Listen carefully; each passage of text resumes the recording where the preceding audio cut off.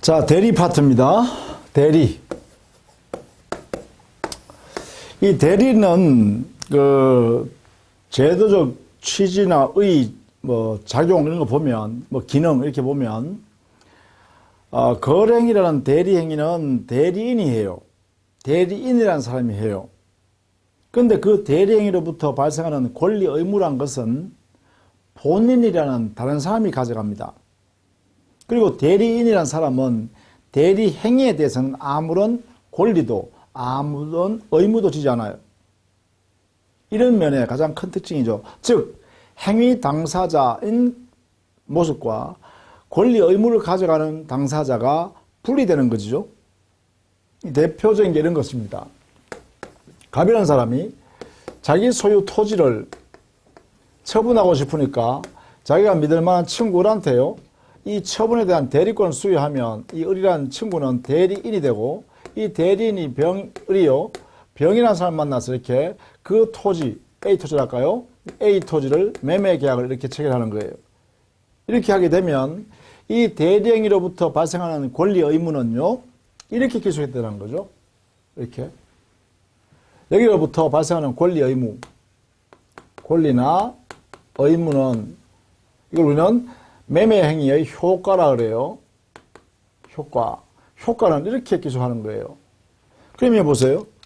행위는 을이 했는데 을이 매매 계약을 했잖아요. 근데 이 매매 계약으로부터 발생하는 권리 의무는 전부 다 갑이 가져가죠. 그래서 행위 주체와 권리 의무를 가져가는 주체가 분리된다는 것이 바로 대리의 제도입니다.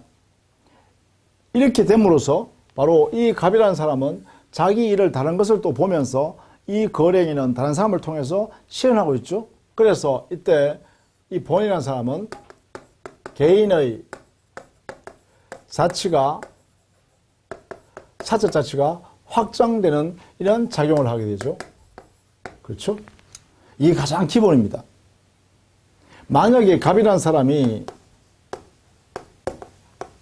제한 능력자라고 하면 이럴 때는 이 대리인이 법정 대리인이라고 하고, 이 법정 대리인이 거래행위를 함으로써 이 갑, 제한 능력자의 능력을 보충하죠. 그래서 이때는 사적 자치를 우리 대리제도가 보충하는 기능을 하겠죠. 보충 작용을 한다, 그죠? 그래서 기본적으로 대리제도는 이런 역할을 한다, 이렇게 보시면 되겠죠. 그것이 우리 교재에서 1번입니다. 대리의 의 및 작용에 있습니다. 대리인이란 사람이 본인의 이름으로 의사표시를 하거나 수령함으로써 그 효과, 즉 권리 의무죠. 법률 효과라는 것은 권리 의무가 직접 본인에게 기속하는 제도를 말한다. 이때 우리는 보통 이 갑이라는 사람, 이렇게 권리 의무를, 대리행위로부터 발생하는 권리 의무를 다 가져가는 사람을 본인이라고 그래요. 그 다음에 본인의 이름을 이용해서 이 매매 계약을 대리행위하는 사람, 이 사람을 대리인이라고 그래요. 대리인과 거래한 병, 이 사람은 뭐냐? 이 사람을 우리는 상대방 이렇게 칭하죠. 그래서 결국은 대리제도가 적용되면 세 가지 면, 3면이 생기죠. 3면 관계가 생깁니다. 이걸 우리는 대리의 3면 관계라고 하는데, 여기에는 첫 번째, 본인과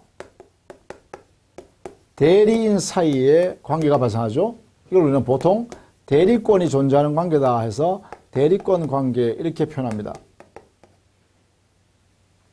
그 다음에 두 번째, 대리인과 상대방 사이 관계가 발생하죠. 이 두 사람 사이는 대리 행위를 하게 되죠. 따라서 대리 행위 관계 이렇게 표현합니다. 세 번째는 대리 행위로부터 발생하는 효과가 상대방과 본인 사이에 이렇게 기술되죠. 이걸 우리는 대리 효과 관계다 이렇게 표현합니다. 이렇게 관계가 세 가지 면으로 발생한다라는 것이에요. 이렇게 여기가 대리권 관계, 그렇죠? 그다음 여기는 대리 행위 관계, 이렇게. 그다음 여기는 대리 효과 관계. 이래 되겠죠. 이걸 우리는 대리의 3면 관계를 하고, 이제 우리 기본서에 따라서 다음 순환에 강의하는 내용은 바로 이 내용을 아주 상세하게 다루겠죠. 대리권 관계와 대리행 관계, 대리권 관계, 이 관계를 상세하게 설명하게 됩니다. 자, 그 다음에 복대리 제도라는 게 있어요. 이 복대리라는 제도는 기본적으로요, 대리인이 선임하게 됩니다. 하면 본인의 대리인 지위가 발생해요. 자, 선임의 주체는 대리인이 선임합니다. 그리고 선임되면 복대리인이라는 사람은 본인의 대리인이 됩니다. 이 사람을 우리는 복대리인이라고 그래요. 이렇게 선임 행위는 반드시 행위는 대리인이 선임한다. 선임이 이루어지면 본인의 대리인이다. 대리인의 대리인이 아니라, 그죠? 이게 된다라는 것입니다. 보통 이게 대리인에게는 선임할 때 선임하는 권리를 복임권이라고 그래요. 복임권에 의해서 선임하는 행위를 복임행위라고 그러죠. 이렇게 개념을 씁니다. 대리인이 복대리인을 선임할 수 있는 권한, 이걸 복임권이라고 그래요. 그 복임권에 기해서 복대리인을 선임하는 행위, 대리인의 행위죠. 복임행위라고 그래요. 이렇게요. 자, 이 내용을 꼭 알아두셔야겠죠. 그래서 우리 교재에도 보면 동그라미 1번 복대리인이란 대리인이 자기의 대리권 범위 내에서 본인의 대리하도록 하기 위하여 대리인 자신의 이름으로 선임한 본인의 대리인이다. 이렇게 나왔죠. 자, 이번에는 복임권이라는 개념과 복임행위라는 개념을 설명했습니다. 이때 임의 대리인의 경우, 즉 대리인에는요,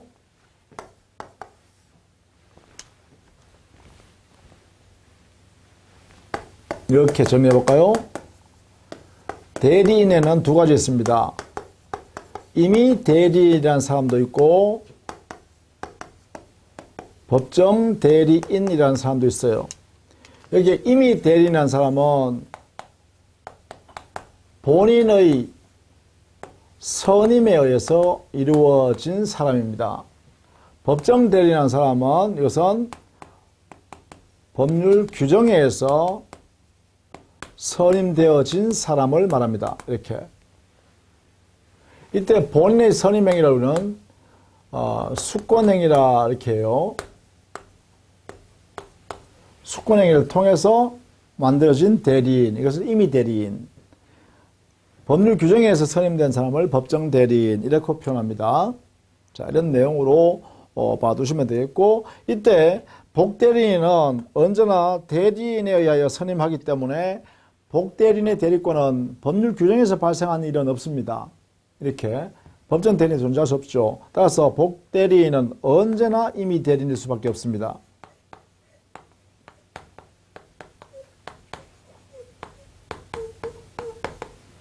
복대리인은 언제나 임의 대리인이고 본인의 대리인이다. 이렇게 대리해 주시면 되겠죠. 보통 이렇게 됩니다. 여기서 갑이 자기의 A 토지를 처분해달라고 을한테 대리권을 수여했는데 이 대리인이 자기한테 부득이한 사유에 있어서 스스로 이 병과 거래할 수 없는 상황이 존재한다면 이래 되겠죠. 그래서 갑이 을한테 대리권을 수여했더니만은 을이요, 여기에 정에게 선임을 하는 거예요. 내가 할 수 없는 일이라, 내가 할 수 없는 상태라 이 갑의 소유 A 토지를 처분을 정 너가 좀 해주라 라고 해서 정이 상대방 병과 이렇게 A 토지 매매 계약을 이렇게 체결한 거예요. 자, 이때 이렇게 정이 A 토지 매매 계약을 하기 위해서는 이 정이라는 사람은 대리인의 선임행위로부터 발생한 사람이니까 이 사람을 복대리인이라고 칭합니다. 복대리인. 그럼 복대리인은 선임이 되면요, 이 선임에 의해서 여기에 이렇게 대리권이 발생해요. 이게 대리권이에요.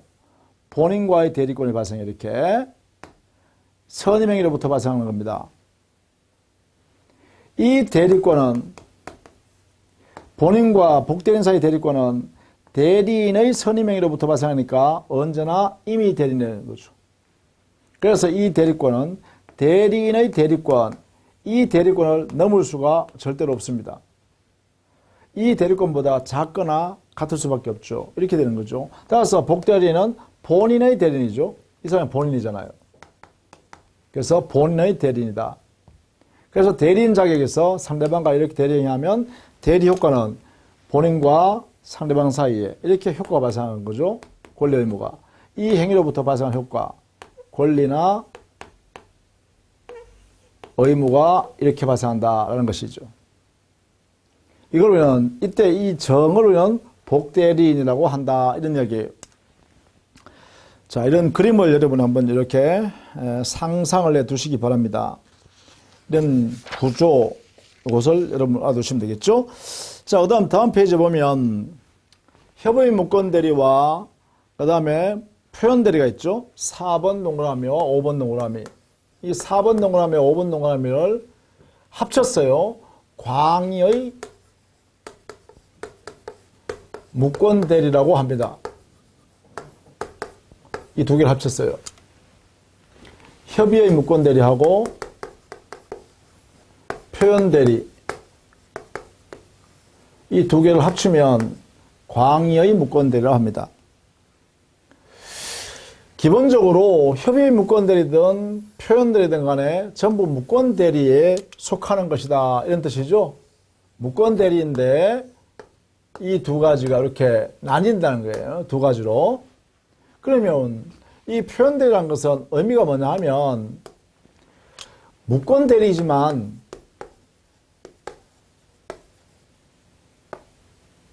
이다. 근데 취급은 유권 대리처럼 취급한다.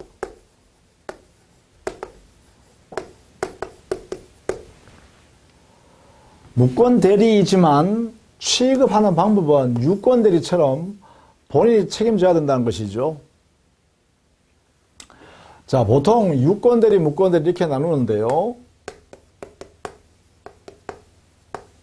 유권 대리라는 것은 대리인에게 대리권이 존재하는 거죠. 근데 무권 대리라는 것은 대리인에게 대리권이 존재하지 않는 것이죠. 대리권의 부존재 상태입니다.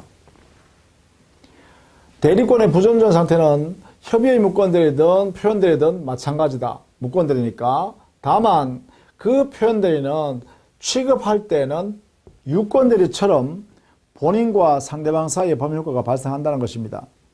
여기는요, 협의의 무권 대리일 때는 여기는 무권 대리이고 본인은 그 대리행위에 대해서 책임이 없습니다. 그렇죠? 근데 유권 대리처럼 하니까 본인은 책임을 져야 합니다. 이래 되겠죠. 이런 면에서 차이가 나요. 그렇다면 무권 대리임에도 불구하고 유권 대리처럼 본인이 책임을 져야 되니까 여기서는 표현 대리는 여기는 본인의 책임져야 할 만한 사유, 즉 기책 사유가 존재한다. 그래서 상대방, 거래 상대방이죠. 상대방을 보호 필요성이 있다. 이거예요. 상대방의 보호 필요성 때문에 유권 대리처럼 취급하는 거예요. 이렇게. 그때 본인은 잘못이 있으니까요. 귀책 사유가 있기 때문에, 책임질 만한 사유가 있기 때문에 책임을 지운다는 것입니다. 그래서 표현 대리는 상대방 보호책입니다. 이 표현 대리는 상대방의 보호책입니다. 보호제도이고 따라서 상대방만 주장할 수 있습니다. 표현대리 주장은 상대방만이 할 수 있다. 이런 것이죠. 그러면 상대방을 보호하고 상대방만이 주장할 수 있으면 이 상대방은 어떤 사람이냐면 이것은 기본적으로요. 표현 대리행위요. 즉 대리행위 있죠. 대리행위의 직접 상대방만을 말합니다. 직접 상대방만이에요. 그 다음에 두 번째요. 이 상대방은요, 지금 무권 대리라는 사실을 모르고 해야 되죠. 따라서 무권 대리라는 사실에 관하여 선의이고 잘못도 없는, 부주의도 없는 선의이고 무과실인 상대방이어야 합니다. 그래야 보호할 필요가 있겠죠. 자, 이런 내용이 바로 표현대리제도예요. 표현대리제도. 자, 기본적으로 협의의 무권대리든 표현대리든 간에 전부 무권대리에 속한다. 이거는 절대 놓치면 안 돼요.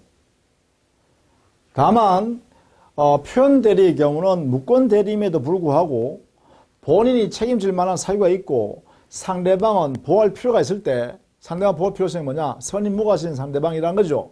그래서 상대방이 표현대리 책임을 본인이 져라라고 하는 이런 주장을 하게 되면 유권대리처럼 취급하겠다는 거예요. 이게 이제 핵심이다 라는 것이죠. 이처럼 유권대리처럼 주장하는 것은 상대방이 주장하면 유권대리처럼 취급한다 이런 이야기입니다. 이렇게요. 이런 내용이 표현대리 제도에 우리 민법에 정해져 있죠. 자, 보통 우리 교재의 협의의 무권대리 4번을 보시면 4번 협의의 무권대리 여기는 일단 효과는 동그라미 2번에 있죠. 협의의 무권대리다라고 하면 이 무권대리 행위의 효과는 이 행위 효과 무효입니다. 유동적 무효라 그래요. 무효니까 본인에게는 권리 의무가 생기지 않는다. 권리도 안 생기고요. 의무도 생기지 않는다. 이런 뜻입니다. 책임을 안 진다는 것이죠. 그래서 이제 여기서 문제는 본인과 상대방 그리고 무권 대리는 과연 상대방한테 어떤 책임지는가 이런 내용의 법률 관계를 정해놨죠. 여기에 우리 민법이 상세하게 정리되어 있다는 것입니다. 즉, 이 유동적 무효인 무권 대리 행위가 존재할 때 여기에서 본인에게는 우리 민법 규정에 보면 그 무권 대리 행위를 인정해서 효과를 인정해서 그 대리 행위 내용대로 권리 의무를 발생시켜 버릴 수도 있어요. 그걸 우리는 추인권 행사 이렇게 하고 있고 물론 추인할 수 있으니까 거절권도 행사할 수 있겠죠. 이런 것들을 본인에게 주어져 있습니다. 그리고 상대방은 본인한테요 추인할 건지 거절할 건지에 대하여 물어볼 수 있는 권리인 최고권이 있어요. 그리고 상대방은 그 무권 대리 행위 자체를 없애버릴 수 있죠. 철회할 수 있어요. 이것을 민법에 이렇게 각각 보장해 두고 있습니다. 본인에게는 추인권 또는 추인 거절권, 상대방에는 최고권 또는 철회권을 인정하고 있다. 다만 이 무권 대리 행위를 한 무권 대리인의 경우는 책임을 져야겠죠. 대리권도 받지 않고 타인과 대리 행위를 함으로써 상대방한테 손해를 끼칠 수 있으니까 무권 대리인은 상대방에 대하여 책임을 무과실로 책임을 져야 됩니다. 자기의 잘못을 따지지 않고 책임을 지도록 하고 있습니다. 그래서 상대방은 책임을 물을 수 있죠. 이렇게 권리 행사할 수 있어요. 여기에 권리가 있어요. 상대방은 이렇게 책임을 물을 수 있다. 그게 뭐냐면 무권 대리인과 계약한 계약 내용대로 이행을 청구하거나 또는 손해배상을 청구할 수 있습니다. 이것을 선택해서 청구한다 이런 이야기죠. 선택해서 이렇게 청구하면 무권 대리인은 무조건 책임을 져야 하는 것이 대원칙이다 이렇게 되죠. 그래서 무권 대리인은 상대방에 대하여 일정한 우리 민법 요건에 따라서 책임을 지고 있다 이렇게 정리하시면 되겠죠. 협의의 무권 대리. 표현 대리는 이런 내용으로 정리해 두시면 되겠어요. 표현 대리는 이런 내용으로. 그래서 우리 민법에는 표현 대리는 무권 대리임에도 불구하고 유권 대리 취급하니까 이건 특별한 예외입니다. 그렇죠? 유권 대리처럼 취급하니까 특별한 예외죠. 무권 대리 이렇게 취급해야 되는데 이렇게 마치 유권 대리처럼 취급해가지고 본인이 책임지게 하니까요. 그래서 여기는 그 예외에 관한 민법상의 규정을 두고 있어요. 규정. 이걸 통해서 유형, 형태를 만들어 놨습니다. 그 형태는 세 가지 형태예요.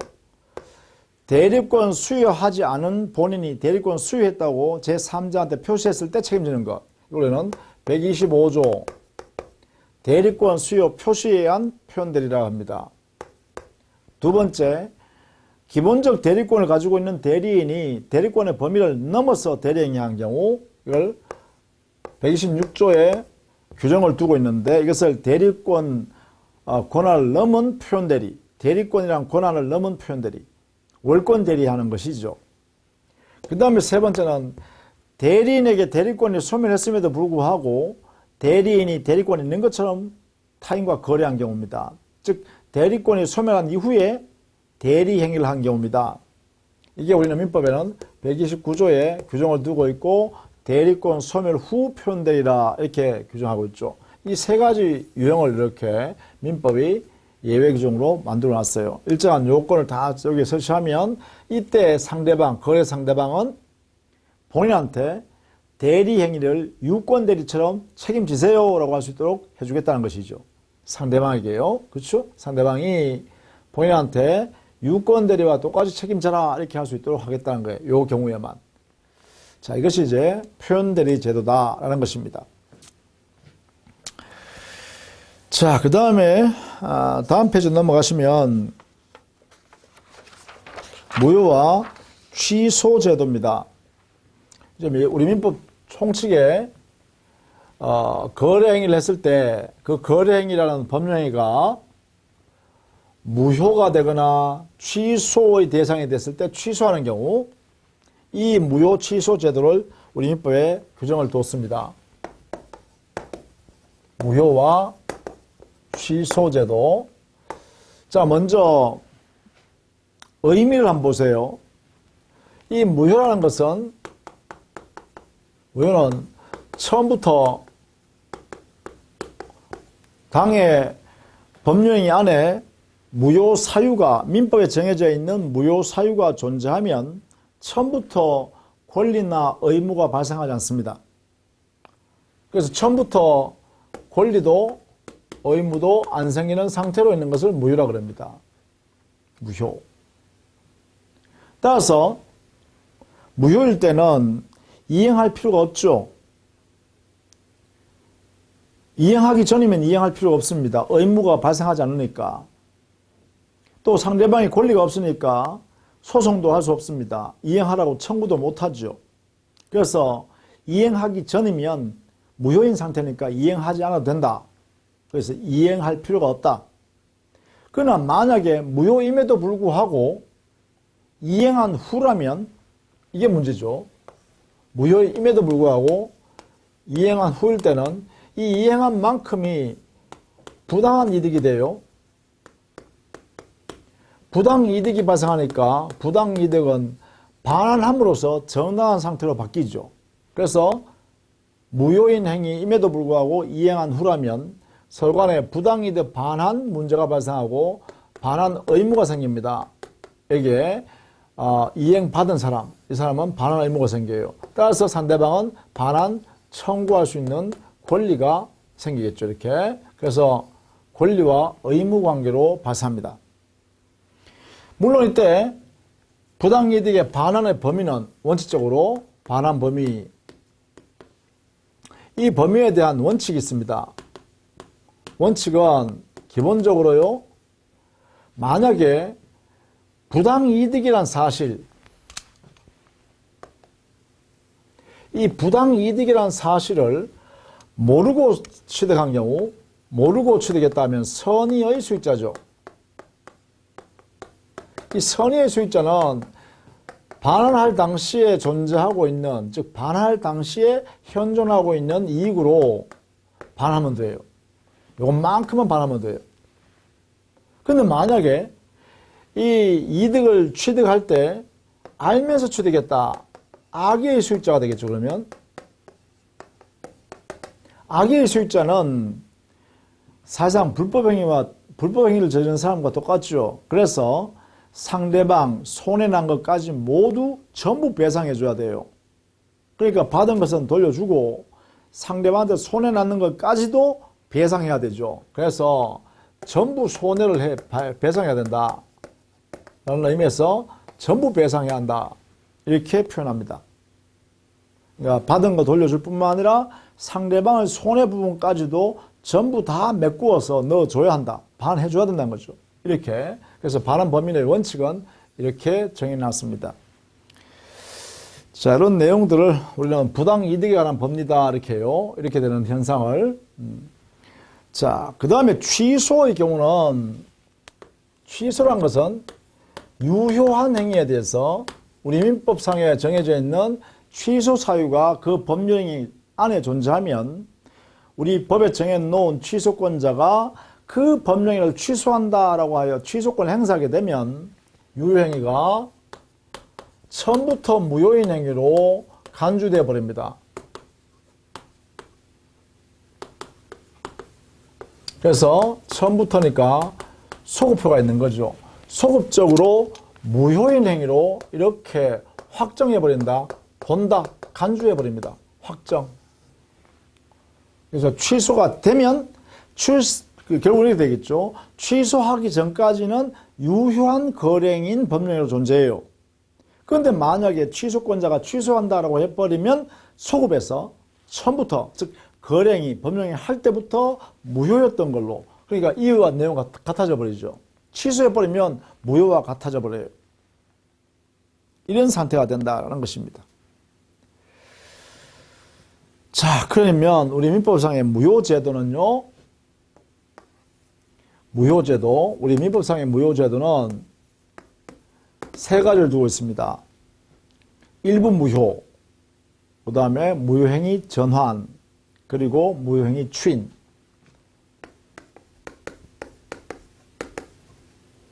일부 무효에 관한 법리가 있고요. 무효행위 전환이 있어요. 그 다음에 무효행위 추인이 있습니다.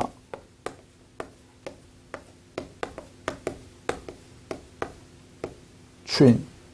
이 세 가지를 무효제도의 우리 민법상의 규정입니다. 민법상 인정되는 규정이에요. 자, 여기는 간단하게 어떤 내용인지만 알고 있으면 됩니다. 일단, 자, 일부 무효라는 것은 법령이 일부분에 무효 사유가 있으면 원칙, 전부 무효로 취급하는 것을 원칙으로 해요. 그러니까 일부분의 무효 사유가 있으면 그 법령의 전부를 무효로 취급한다라는 것이에요. 이걸 원칙으로 해요. 그 다음에 무효행위 전환이라는 것은 실제 A 행위를 했는데 이 행위가 우리 민법상 무효 사유가 있어서 무효예요. 그러면 행위 당사자가, 이 A 행위를 한 당사자가 A 행위가 우리 민법상으로 무효라는 사실을 알았더라면 이 A 행위를 하지 않고 B 행위를 하였을 것이라고 인정된다면 가상적 행위죠. 가상적 행위인 B 행위로 바꾸는 것이에요. 이 바꾸는 것을 뭐라 그러냐면 전환이라 그래요. 당사자가 하지 않은 A 무효인 행위를 전혀 항의하지 않은 B 행위로 유효한 B 행위죠. 유효한 B 행위로 이렇게 바꾸어서 인정하는 제도를 무효행위 전환이라 그래요. 이렇게요.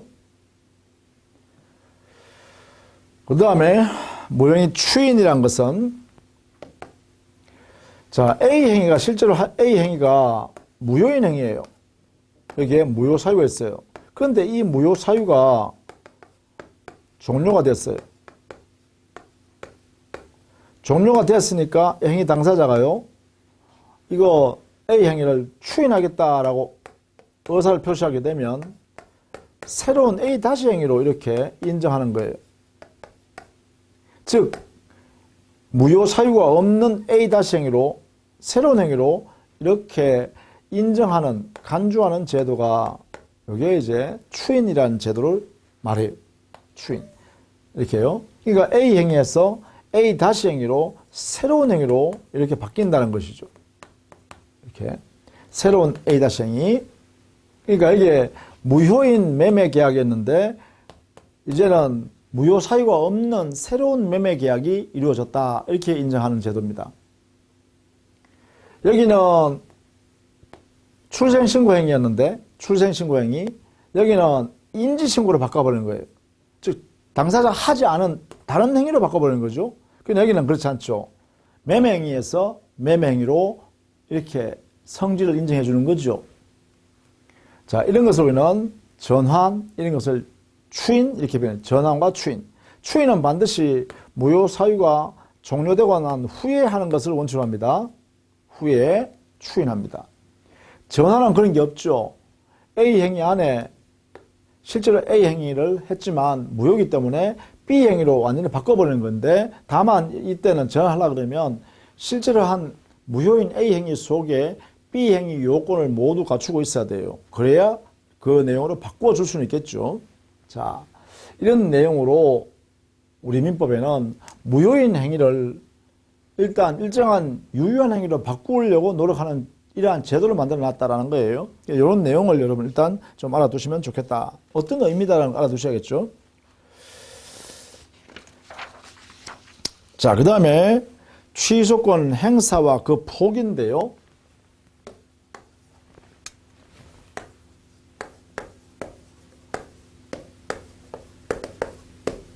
취소권 행사.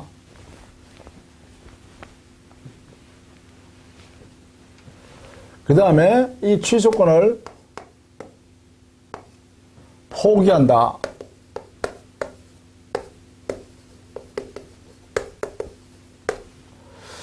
취소권 행사라 그러면 제한 능력, 착오, 사의강박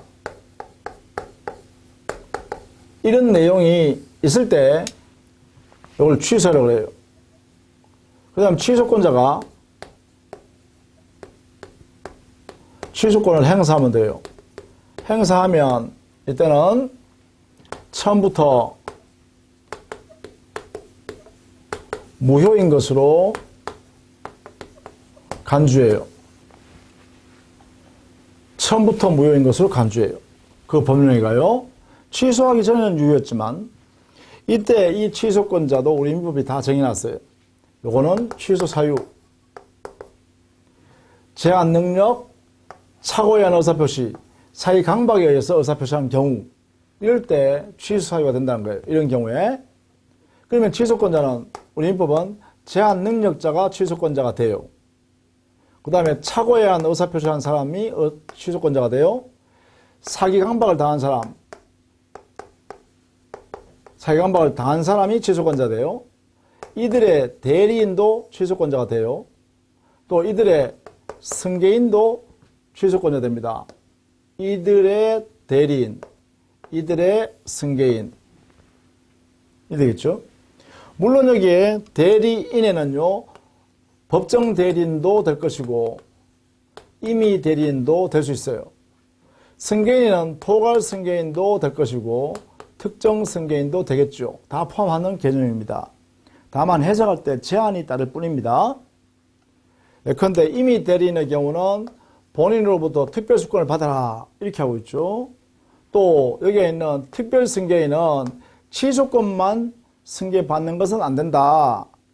그러니까 취소권에 들어있는 권리 자체를 승계받은 경우에는 특정 승계인이 되지만 취소권만 떼내가지고 승계받는 형태로서는 허용하지 않는다.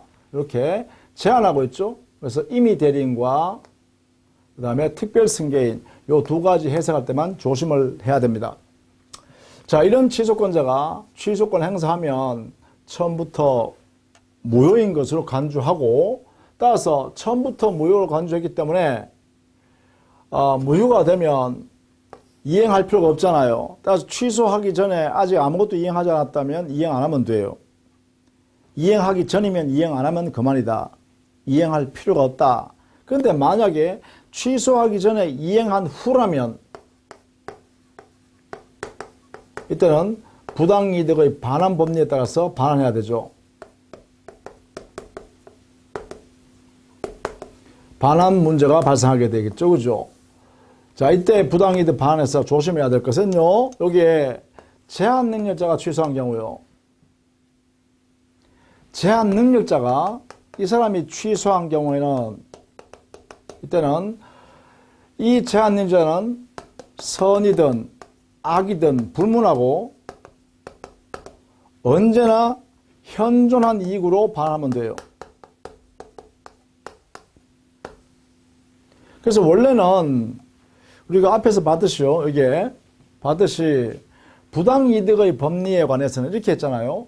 그 반환의 범위에 관해서는 선의의 수익자냐 악의의 수익자냐에 따라서 반환 범위를 이렇게 각각 구별했었어요. 그죠? 그런데 여기에 제한 능력자가 취소한 경우요. 제한 능력을 이유로 취소한 경우입니다. 그러니까 제한 능력자가 제한 능력을 이유로 취소한 경우에 제한 능력자가 상대방으로부터 받은 이득을 돌려줘야 될 거 아닙니까? 그 받은 이득을 돌려줄 때는 이 제한 능력자의 범위는 어떻게 해요? 선이든 악이든 관계없이 언제나 현존 이익만 바라면 돼요. 따라서요, 제한 능력자가 자기가 상대방으로부터 받은 이 이득을 모두 낭비하여 소비해버렸다. 그리고 현재 하나도 없다. 그러면 현존 이익이 없으므로 반환 면제예요. 제한 능력자는 이렇게 한다. 이렇게 해요. 그러나 제한 능력자가 거래한 상대방 입장에서는 상대방이 선이냐 악이냐에 따라서 선이면 현존 이익으로 악이면 전부 배상해야 된다. 이렇게 되겠죠. 상대방은 그죠. 그래서 이 제한 능력자를 보호하려고 특별히 우리 민법은 이렇게 반환 범위를 별도로 정해놨다라는 것입니다. 선악 불문하고 제한 능력자는 언제나 현존 이익으로 반환하면 된다. 이렇게. 자, 그 다음에 처음부터 무효다 이 말은 소급표에 따른 거잖아요. 소급표. 소급한다라는 거죠. 이 소급하는 것이에요. 제한 능력을 이루어 취소한 경우 소급표, 착오에 의해서 취소한 경우 소급표, 사기감발당해서 취소한 경우 역시 소급표가 있어요. 여기에서는 우리 민법에요. 이 제한 능력자의 취소는 절대적 취소라고 그래요. 절대적 취소이기 때문에 모든 사람한테 제3자가 선이든 악이든 관계없이 모두 취소를 주장할 수 있고 대항할 수 있어요. 제3자가 선이든 악이든 불문한 제3자입니다. 모두에 대해서 이 취소권 주장을 행사할 수 있어요. 그런데 여기에 있는 착오에 의한 취소라든지 사기강박에 의한 취소요. 이 취소, 이것은 우리는 절대적 취소가 아니라 상대적 취소라고 합니다. 자, 이걸 조심해야겠어요.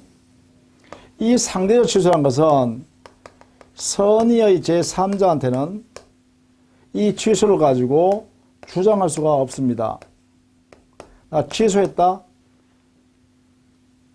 이런 주장을 못한다는 거예요. 누구한테? 선의의 제3자한테는 주장을 못합니다.